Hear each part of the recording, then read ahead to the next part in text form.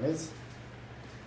Bom, pessoal, vamos aqui para mais uma apresentação e hoje nós vamos falar de infraestrutura de chave pública. Bom, essa palavra aqui, na verdade, abrange muitos conceitos. Então, o que nós estamos falando aí é de toda uma estrutura, vários procedimentos que a gente vai alcançar uma visão, né, um overview aí do que é realmente uma infraestrutura de chave pública. Eu coloquei até um conceito para vocês terem uma noção do que a gente está falando. Eu diria que é um framework utilizado para autenticidade e confidencialidade em suas transmissões de dados. Então tá, o que seria um framework, né? Na verdade é toda uma estrutura, um aparato para garantir que a gente consiga, de forma segura, garantir a confidencialidade na transmissão de documentos eletrônicos e garantir a autenticidade desses documentos. E para isso nós precisamos conhecer alguns conceitos que vêm relacionados com essa tecnologia, com essa forma de você trabalhar com a infraestrutura de chave pública. Então vamos conhecer um pouquinho desses conceitos relacionados que eu vou abranger aqui na apresentação. Bom, um dos conceitos relacionados é a criptografia assimétrica. Pode ser que você nunca ouviu falar ou já ouviu falar da criptografia assimétrica, que trabalha com pares de chaves. Tá? Eu vou destacar aqui na apresentação do que se trata. A gente vai abranger também sobre autoridade certificadora. O que é isso? Para que serve? Coloquei entre parênteses CP Brasil, que é, né, nosso órgão aqui responsável pela chave pública no Brasil. Tem a autoridade registradora, também um outro conceito que vocês vão aprender. Certificado digital e assinatura digital. Então, o meu intuito aqui nessa apresentação, o objetivo é que vocês saiam da apresentação sabendo pelo menos esses conceitos. Porque esses conceitos unidos, ele nada mais é que essa infraestrutura que a gente está falando de chave pública. Então vamos lá. Vamos falar um pouquinho sobre criptografia assimétrica. Bom, quando a gente fala de criptografia assimétrica, ela só para vocês entenderem, a criptografia simétrica, na verdade a gente trabalha apenas com uma chave. Ou seja, eu tenho uma minha chave, para me transmitir os meus dados, os meus documentos para você precisa apenas dessa minha chave. E aí você consegue abrir e conseguir ler o documento. Então, na verdade, a criptografia assimétrica, ela trabalha de outra forma. Ela trabalha com duas chaves. Uma chave pública e uma outra chave privada. Tá? Ou seja, na verdade, o que acontece? O que as pessoas vão conhecer vai ser a sua chave pública. A sua chave privada, somente você vai ter o poder sobre ela e somente você vai conhecer ela. Tá? Então, como funciona mais ou menos? Então, você precisa transmitir um documento para a Alice. Você solicita a chave pública da Alice. O que a Alice vai fazer? A Alice envia a chave pública dela para você. Tá. Você utiliza então a chave pública da Alice para criptografar a mensagem que você quer enviar para ela. Você envia a mensagem criptografada para a Alice. E por fim, a Alice utiliza a chave privada para descriptografar a mensagem. Tá? Criptografar, cifrar, você vai encontrar de tudo aí na internet, a forma de você estar falando aí, mas são sinônimos. Então, basicamente, como funciona a chave assimétrica, a criptografia assimétrica é dessa forma. Então, a gente solicita a chave pública, através dessa chave pública você faz o quê? Você criptografa a sua mensagem que você quer passar para ela, e aí você enviando essa mensagem, é claro que ninguém vai entender, porque uma vez estando criptografado, ninguém vai conseguir ler aquele documento. E você envia a sua mensagem criptografada para a Alice, e ela tem uma chave privada que consegue decifrar aquilo que você utilizou para criptografar. Então, o algoritmo que você usou para criptografar é dela mesma, só que é uma chave pública que você utilizou. Eu vou fazer uma outra visão, ainda nesse mesmo tópico da chave assimétrica. Bom, aqui o que a gente fez? Eu tenho o Brunão aqui, ele precisa enviar um documento para o Dimão. Só que ele quer enviar de forma que o Tina não veja nada. Tá? Então, o que a gente tem aqui? Bom, o Brunão, ele tem a chave pública do Jimmy, né, que eu já enviei para ele.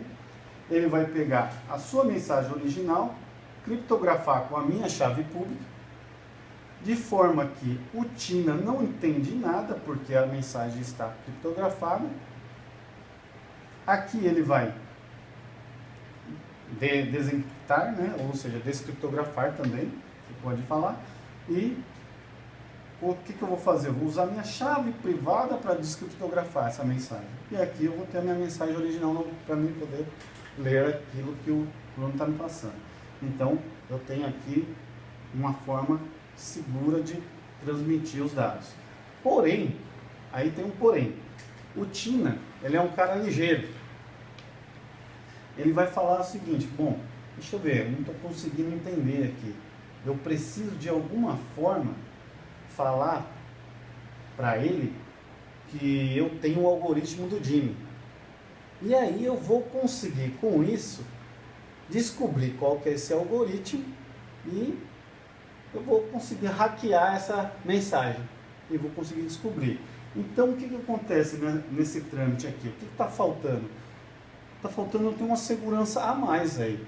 Porque tanto o Tina pode pegar e me enviar uma chave pública falando que é do Jimmy, ou seja, no momento que eu enviei a chave pública, esse cara que interceptou mudou o conteúdo da chave pública, de forma que na hora que ele receber aquela mensagem de volta, ele consegue então entender e interceptar aquela mensagem. Então está faltando alguém para poder garantir essa autenticidade. Ou seja, eu preciso me certificar que a chave pública ela pertence mesmo ao Jimmy e que não tem ninguém aí interceptando ou não tem ninguém fazendo esse tipo de coisa para poder perder a minha confidencialidade. É aí que entra, né, uma nova pessoa aí na história. Vocês vão conhecer que é a nossa autoridade certificadora.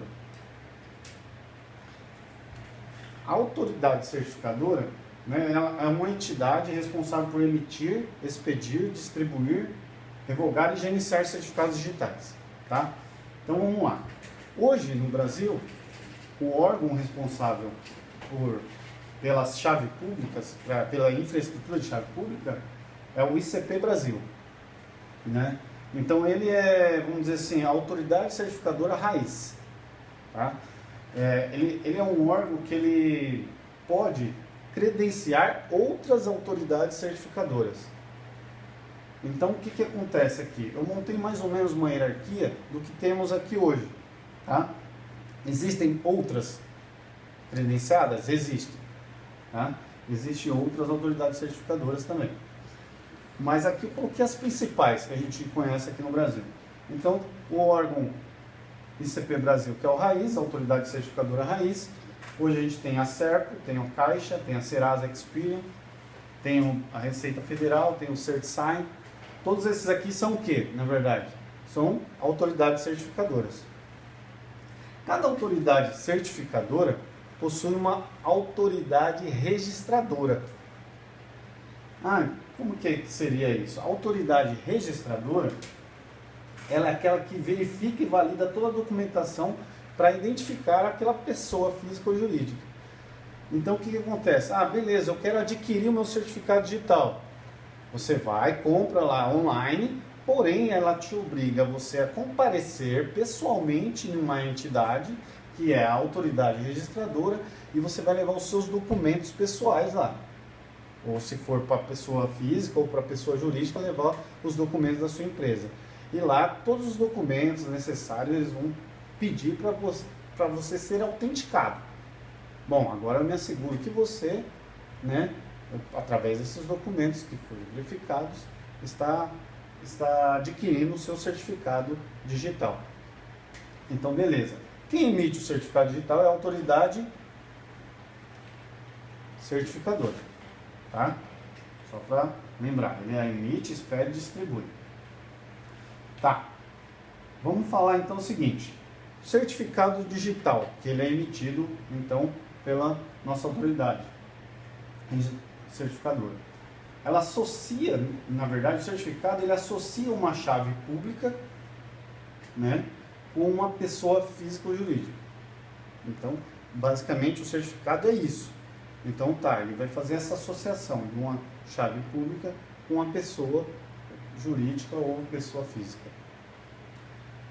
Ou até mesmo sistemas, né, até mesmo sites, mas aí é uma outra história que nós vamos falar depois de outros tipos de certificados que tem, como por exemplo o certificado SSL, que é uma outra coisa, um outro assunto que eu nem vou abranger aqui, mas a gente pode estar comentando a respeito.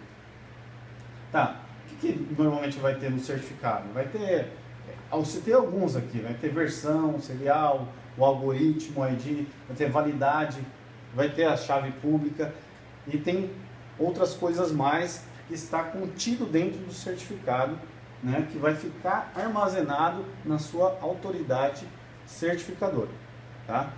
Então tá, o que mudou então nessa história? No caso do certificado ainda, só para continuar mais um pouquinho, existe tipos de certificado. Então a gente está falando assim, pessoa física, jurídica, mas tem mais de um tipo de certificado. Eu vou apenas listar os principais hoje que a gente já conhece. Os principais certificados hoje que está no mercado para poder vender são o ECNPJ, o ECPF e o NFE. Tá? Aqui eu coloquei os principais e eu destaquei um pouco mais o NFE ali, porque é o que a gente utiliza aqui hoje no nosso programa interno. Então o que acontece no NFE? O NFE ele é subdividido em dois tipos, o A1 e o A3. O A1, na verdade, ele é o seu certificado que ele está sendo instalado na sua máquina local.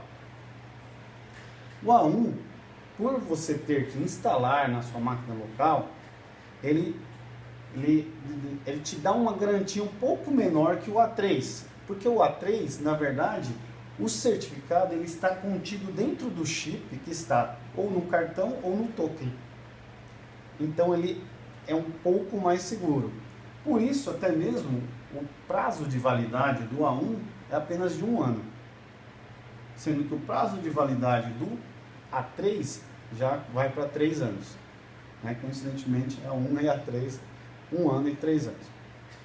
Então, o que muda aí, basicamente é que no A1, o certificado você está deixando ele instalado na sua máquina. E no A3 você tem o certificado dentro do chip, né? Então a pessoa tem que colocar o chip e ainda digitar o PIN, né? Digitar a senha ainda. Ou seja, por isso que ele se torna um pouco mais seguro. Mas quando você for trabalhar, por exemplo, com sistemas, dá para usar o A3? Já não dá. Você obrigatoriamente tem que usar o A1, porque é o seu sistema que vai acessar o certificado, né? Então não vai ter que ter um intermédio, uma pessoa digitando ali. Então, depende, é claro, da necessidade de cada um, mas quando você trabalha com softwares que faz a transmissão, por exemplo, de nota fiscal eletrônica, você provavelmente está falando de adquirir um certificado A1. Ok? Então eu só dei um overview aqui nos tipos de certificados que a gente tem hoje. Tá, vamos continuar. A gente vai falar agora um pouquinho de como ficou então a visão lá da infraestrutura depois de conhecer, né, como funciona aí a autoridade certificadora. Bom, como a infraestrutura de chave pública trabalha? Então, a gente falou que ele tem que garantir a autenticidade e a confidencialidade. Então agora você viu que tem você, tem a Alice, mas tem uma outra pessoa aqui, a autoridade certificadora. Então agora, para quem que eu vou pedir a sua chave pública? Eu vou pedir para ela, através do certificado, porque ela é um storage, né? Ela armazena todos os certificados, então ela tem todas as chaves públicas disponíveis.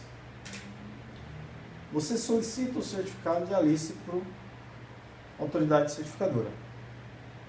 Primeira coisa, então deixou de chamar direto para ela, vou chamar de quem eu confio. Ah, porque eu confio? Porque é um órgão do governo e ele te dá, né, todo esse aparato fiscal ainda, né, te dando essa garantia aí de identidade entre a chave pública e a pessoa. A autoridade certificadora, então, ela envia o certificado da Alice para você. Aí o que você faz? Você criptografa sua mensagem usando a chave pública da Alice contida no certificado. Você envia a mensagem criptografada para a Alice, que é basicamente o mesmo que vocês estavam conhecendo lá na chave assimétrica, na criptografia assimétrica. A Alice descriptografa a mensagem com a sua chave privada. Então o que mudou é essa segurança, que agora a gente pode ter essa garantia de que realmente quem vai me passar a chave pública é uma entidade confiável. Então, aqui a gente garante a confidencialidade, né, e o sigilo da mensagem. É claro, porque o sigilo, por quê? Você está criptografando a mensagem. Aí vem um outro assunto, que é a situação inversa, né? Então, o que acontece agora? Quando a gente fala de assinatura digital, a gente está falando o seguinte: eu preciso enviar um documento para você, só que quando você for receber esse documento, você precisa que eu assine e que você me certifique que aquela assinatura é minha exatamente, né? É como se você assinasse um cheque, fosse no banco, e o banco faz o quê? Ah, bom, a assinatura confere, beleza, pode depositar. A assinatura não confere, devolve o cheque, né? Então, fazendo essa analogia, seria mais ou menos isso. Então tá, como funciona então a situação inversa? Eu tenho uma mensagem original, eu assino aquela mensagem. O que seria assinar a mensagem? Então eu vou pegar a minha chave privada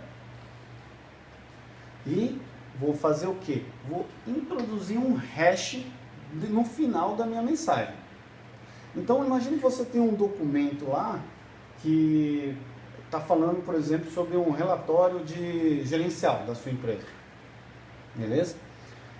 Só que eu quero me certificar que aquele relatório gerencial, né, ou seja, na verdade, quem for receber precisa certificar que aquele relatório está sendo enviado pela minha empresa. Então, o que eu vou fazer? Eu vou assinar aquele relatório. Então, quando eu falo em assinar o relatório, eu estou pegando na minha mensagem, utilizando a minha chave privada, e eu vou introduzir, vamos dizer assim, um hash no final da minha mensagem. É isso que a minha chave privada vai fazer. Então, o que acontece nessa situação? Quando eu faço a assinatura do meu documento, eu garanto a integridade do meu documento. Ah, por que integridade? Porque uma vez que eu assino com esse hash, na verdade essa assinatura, ela contém um resumo de praticamente todo o seu documento. Vamos pensar dessa forma. Se alguém interceptar o documento e tentar alterar, essa assinatura já não vai ser válida. Então, o que você tem que entender é o seguinte: quando eu assino o meu documento, eu garanto a integridade dele. Mais do que isso, né? Eu garanto a integridade e também tenho autenticidade. Né? A autenticidade por quê? Porque eu estou assinando. Quando você garante autenticidade, quer dizer o quê? Que legalmente aquilo é um documento válido. Ou seja, na verdade, se alguém falar assim, ah, não foi você que me enviou esse documento. Não. Legalmente, eu tenho a sua assinatura digital e eu me certifiquei que você que me enviou esse documento. Então, eles falam de não repúdio, o princípio do não repúdio. O que seria o princípio do não repúdio? É o seguinte: você não pode recusar que aquele documento foi enviado por você, porque ele contém a sua assinatura e ele é autorizado pelo órgão, a entidade, a autoridade certificadora. Então, beleza. Então, o que acontece? Eu usei a minha chave privada para assinar o documento e enviei a minha mensagem assinada. Todo mundo tem a minha chave pública. Quer dizer, todos que querem, vai lá solicitar para a autoridade certificadora a minha chave pública. E aí, através da minha chave pública, ele consegue se garantir que aquela assinatura é válida ou não. Ah, beleza, está verificado, assinatura confere. Beleza? Então a autoridade certificadora deu um ok, falou que a assinatura está ok, aí eu consigo, através da minha chave pública, validar e falar, ó, documento autêntico e íntegro. Então chegou aqui no final um documento autêntico e íntegro. Tá? Por que eu coloquei aqui não garante confidencialidade? Ah, mas como assim não garante confidencialidade a assinatura digital? Então cuidado para não confundir. Então nessa situação aqui, o que acontece? A pessoa teve acesso ao documento, ela consegue inclusive até ler esse documento. Ela não consegue, por exemplo, mudar esse documento. Se ela mudar esse documento deixa de ser válido. Aí é que entra, na verdade, a tal do certificado SSL, que é a outra forma de você garantir que a sua transmissão de dados seja criptografada de forma que ninguém consiga, então, ler o seu documento. Mas aí, então, a gente está falando de um outro certificado que vai garantir a sua transmissão de forma segura, né? É a tal do SSL ou TLS. Que ele que vai, no caso, é o certificado que vai estar fazendo a transmissão nessa situação aí e garantindo, então, a segurança nessa situação. Bom, eu vou fazer uma outra visão aqui, só para ver se ficou bem claro.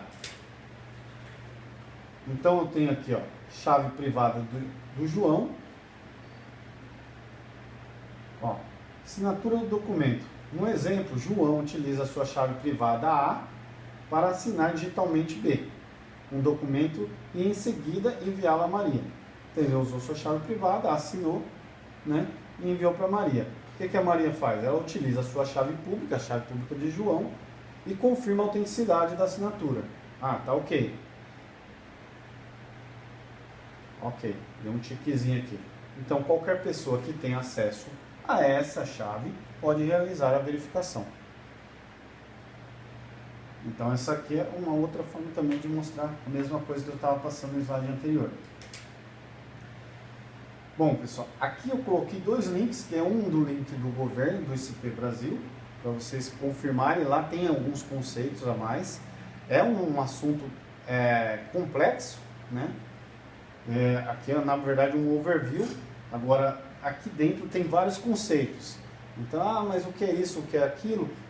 Aqui esse site do governo me ajudou bastante a entender muitos conceitos aí. E coloquei também um link aqui do Wikipedia lá, que também tem uns conceitos legais. Tá? Então vamos lá. Agora eu vou abrir esse espaço aí para a gente poder estar tirando as dúvidas do pessoal que está assistindo a apresentação. Vamos lá. Pode perguntar. Então, eu tenho uma dúvida. eu fiquei um pouco com uma dúvida mesmo, sobre aquela parte que você começou explicando, a primeira parte lá que você estava mandando a mensagem pro Tina lá. Ali você criptografou a mensagem, então você garantiu que ninguém consegue ler a mensagem. Deixa eu só voltar. Isso. Tá, beleza. Então ele está garantindo que ninguém consegue ler a mensagem. Certo. Então eu consigo transmitir a mensagem sem que ninguém consiga entender o que está nela. Certo. Como E aí até aí beleza, entendi isso aí, tranquilo. Aí mais pra frente você falou que a única forma de mandar a mensagem de forma segura era pelo protocolo SSL. Isso daí tem alguma coisa a ver com o protocolo SSL? Não, aqui não. Aqui é o seguinte, uma coisa é a parte de você usar a chave pública para você enviar um documento seguro para outra pessoa. Outra coisa é você assinar um documento, né, fazer a assinatura digital para enviar esse documento. Tá? Porque... Ambos utilizam, né, a infraestrutura de chave pública, mas são duas situações inversas, vamos dizer assim, adversas. Então, na verdade, essa daqui é uma situação e lá na parte da assinatura digital é uma outra situação. Então, são coisas que fazem parte da infraestrutura de chave pública, da utilização dela, mas são situações diferentes. Aqui, na verdade, é quando você quer fazer o quê? Bom, eu preciso enviar um documento de forma segura para o Jimmy. Certo. Então eu vou usar o algoritmo da chave pública dele para criptografar a mensagem, certo, porque eu sei que ele vai conseguir descriptografar. Você pegou a chave mais ninguém. Nesse caso aí você pegou a chave pública na unidade certificadora, da mesma forma. Então, é que aqui nesse exemplo eu mostrei 100, sim, mas para justamente falar que o Tina poderia conseguir burlar essa ideia. Com esse exemplo aí você quer garantir então a confidencialidade. Confidencialidade. Então, e o sigilo. Então se eu pegar lá aquela mensagem lá e eu assinar ela, para mim garantir a assinatura, que é a autenticidade e a integridade. Isso aí. E aí depois eu fazer esse processo aí em cima daquela mesma mensagem, eu vou conseguir as três coisas. Eu vou conseguir a autenticidade, integridade e confidencialidade. Porque eu vou assinar o documento, eu vou usar a minha privada para assinar. Sim. Então eu já garanti que fui eu que assinei e ninguém altera. E aí depois eu pego a privada do cara para criptografar e eu consigo mandar isso daí. Na verdade você vai usar a privada do cara, não, você vai pegar a pública do cara. Isso. Tá. Entendi o que você falou. Eu vou conseguir as três coisas, então. Você consegue também. Normalmente o certificado SSL, ele trabalha com chave pública e privada. Então o SSL vai fazer isso que a gente acabou de falar. Ele vai fazer isso. Só que o certificado SSL, ele está falando, por exemplo, quero me certificar que nessa transmissão, a máquina lá, o site, o fulano, vai receber sem que ninguém consiga ler o meu conteúdo. Então, eu me certifico... Uma espécie de túnel. Exatamente. Ó, aqui eu vou bloquear aqui esse túnel aqui e ele vai chegar nessa ponta aqui que é o seu servidor, por exemplo. Então, a forma mais segura seria acontecer essas três coisas. Você assinar, você criptografar dessa forma aí para que fique de forma irreconhecível e ainda usar um túnel SSL para mandar um negócio. Não, é que o próprio, vamos dizer assim, esse túnel SSL já faz essa parte dessa segurança. Ele certifica que aquela página lá é ela mesma e existe até em algumas situações, como por exemplo no envio para a receita na nota fiscal eletrônica, existe até autenticação mútua ainda. Eu me certifico que você é você e você se certifica que eu sou eu, né? Para poder transmitir a nota fiscal. Esse de certificar quem é também particularidade do SSL? SSL. Na transmissão, só dessa transmissão, tá? Mas a gente tem todo o trabalho de assinatura digital também da nota fiscal eletrônica. Legal. Tá? E aqui, o pessoal usa muito também como exemplo, é como se, por exemplo, a minha chave pública tivesse lá, pegasse vamos dar um exemplo como números. A minha chave pública pega o seu número lá, que é originalmente 5, que você quer enviar para mim. A minha chave pública ela faz o quê? Vezes 2. Então todo mundo conhece, vamos dizer assim, uma chave pública que faz vezes 2, vamos dizer assim. Então você vai mandar o quê? 10. Então o que está vendo aqui o Tina nesse momento? 10. Mas não é, ou seja, está mensagem criptografada lá. que vai acontecer aqui no final? Você vai pegar a sua chave privada que faz o quê? Divide por 2. E aí você vai ter exatamente a informação que você quer passar, que é o 5. O pessoal costuma fazer essa brincadeirinha para entender um pouco mais. Aí. Eu sei que até não é o foco da apresentação, mas só para pegar esse gancho, você falou do SSL e o TLS. Você sabe alguma diferença desses dois? Na verdade, são o mesmo. Um substitui o outro. Né? O TLS substituiu o protocolo de segurança SSL. Legal. Uma outra dúvida que eu fiquei também é que você mostrou lá aquele eCNPJ, o eCPF e o NFE. Eu acho que esse eCNPJ e esse eCPF é uma forma de você identificar uma empresa ou identificar uma pessoa. Exatamente. E esse NFE, o que é esse cara? Esse aqui é uma...